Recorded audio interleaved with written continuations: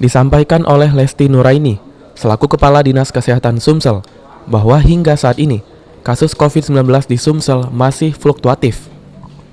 Dan kini, sejumlah daerah di Sumsel, kecuali Palembang dan Kabupaten Empat Lawang, masuk zona orange. Sedangkan, untuk kota Palembang sendiri, sebagai ibu kota Sumsel masih menyandang zona merah, dan Kabupaten Empat Lawang kini masuk zona kuning.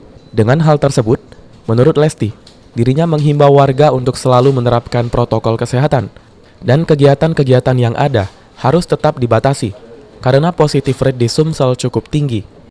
Masih fluktuatif dan sekarang ini yang zona merah Kota Palembang, namun yang zona kuning tinggal Pak Lawang, yang lain oranye. Artinya prokes kita harus tetap, jangan lengah, kita harus tetap patuh kepada protokol kesehatan dan kegiatan-kegiatan itu harus tetap dibatasi ya, karena positif rate kita cukup tinggi.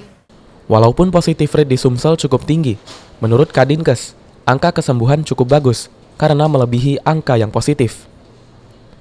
Firman Hidayat, PAL TV.